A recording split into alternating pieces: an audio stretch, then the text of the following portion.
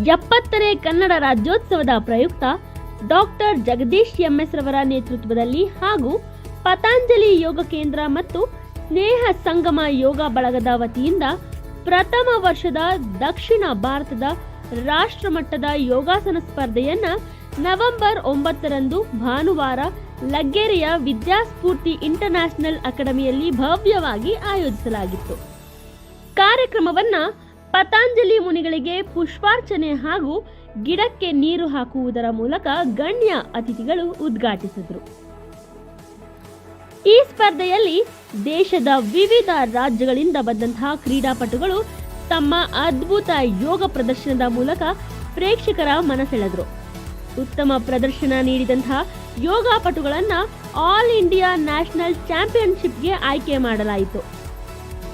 ಈ ಯೋಗ ಸ್ಪರ್ಧೆಗೆ Shri Ranga college, Venkateshwara global school, Vidyaspoorthi international academy, Shri Sachchi educational trust ಹಾಗೂ ಇನ್ನಿತರ ಅನೇಕ ಸಂಸ್ಥೆಗಳು ತಮ್ಮ ಅಮೂಲ್ಯ ಸಹಕಾರ ನೀಡಿದ್ವು.